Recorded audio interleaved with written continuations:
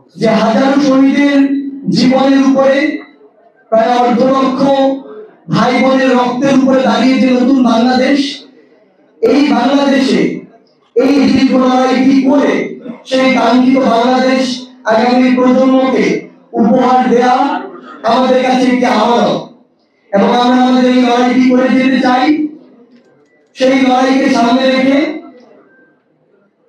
বৈষম্য বিরোধী ছাত্র আন্দোলন এবং জাতীয় নাগরিক কমিটি ঐক্যবদ্ধভাবে নতুন একটি রাজনৈতিক দলের আত্মপ্রকাশ করতে যাচ্ছে।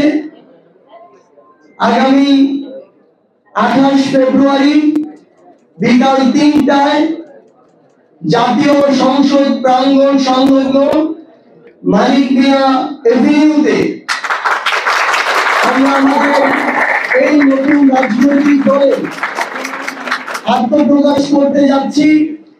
আমরা আমাদের এই আত্মপ্রকাশের যে শপথ, সেই শপথটি এই বাংলাদেশের 18 কোটি মানুষের আশা আকাঙ্ক্ষার যে প্রতীক, ওই জাতীয় সংসদ, সেই জাতীয় সংসদকে সামনে রেখে এই শপথটি করতে চাই।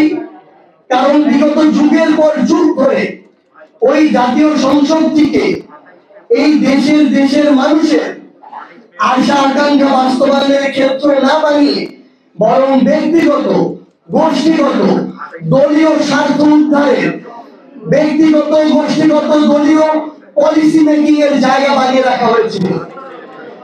যেখানে জাতির আশা আকাঙ্ক্ষার প্রতিফলন হওয়ার কথা, সেই জায়গাটিকে স্বৈরাচারের উৎপাদন কেন্দ্র বানিয়ে রাখা হয়েছিল।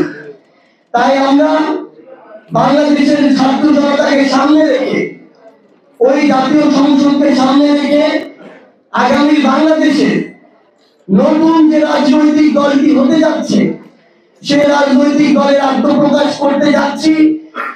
এবং আমরা এই শপথ নিয়ে, এই কমিটমেন্ট নিয়ে শুধু একটি কথাই বলতে চাই, যে হাজারো শহীদের রক্তের উপরে, হাজারো রক্তাক্ত লাশের উপরে যে নতুন বাংলাদেশ এসেছে, এই নতুন বাংলাদেশে আমরা যে রাজনৈতিক দলটি করতে যাচ্ছি, এখানে ব্যক্তি স্বার্থ, গোষ্ঠী স্বার্থ, দলীয় স্বার্থের ঊর্ধ্বে বাংলাদেশের মানুষের স্বার্থ, বাংলাদেশের স্বার্থ প্রাধান্য পাবে।